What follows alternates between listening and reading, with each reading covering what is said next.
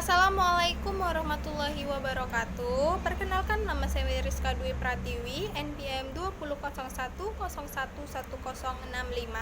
dari jurusan Pendidikan Agama Islam kelas C. Di sini saya akan membacakan jurnal yang bertemakan kaidah sintaksis. Langsung saja, definisi sintaksis.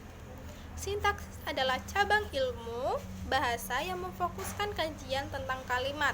Sintaksis sering juga disebut sebagai ilmu tata kalimat.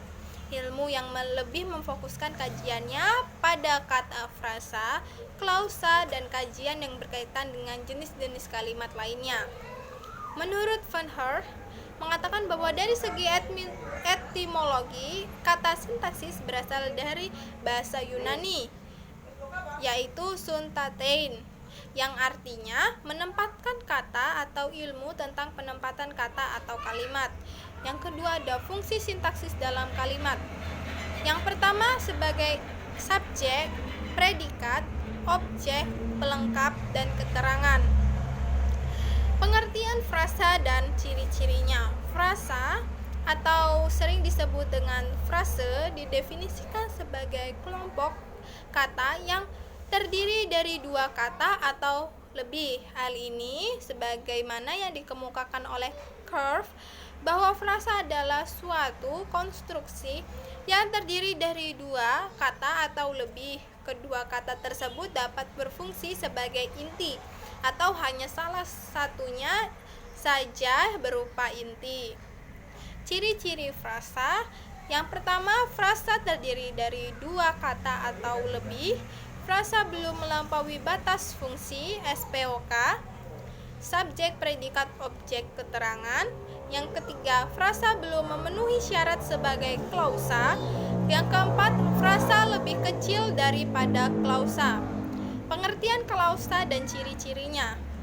Ada beberapa definisi yang dikemukakan oleh para ahli yang berkaitan dengan klausa. Yang pertama ada Ramlan, yang mengatakan bahwa klausa adalah suatu gramatik yang terdiri dari predikat, baik diikuti oleh unsur subjek, objek, pelengkap, dan keterangan. Menurut Tarigan mendefinisikan klausa sebagai kelompok kata yang mengandung satu predikat. Ciri-ciri klausa. Yang pertama, merupakan kelompok kata. Yang kedua, memiliki unsur predikat. Yang ketiga, suatu klausa memiliki satu predikat. Pengertian kalimat. Menurut para ahli seperti Kraft mendefinisikan kalimat sebagai suatu bagian dari ujaran yang didahului dan diikuti oleh kesenyapan sebagai intonasinya menunjukkan bagian ujaran itu sudah lengkap. Pengertian tersebut sejalan dengan yang dikemukakan oleh Krida Laksana, bahwa kalimat adalah suatu bahasa yang secara relatif berdiri sendiri, mempunyai pola intonasi final dan secara aktual dan potensional terdiri dari klausa. Asimilasi bunyi. Dalam wujud tulisan, kalimat dimulai dengan huruf kapital dan diakhiri dengan tanda titik, tanya, atau tanda seru. Jenis-jenis kalimat terbagi menjadi dua. Yang pertama ada kalimat tunggal.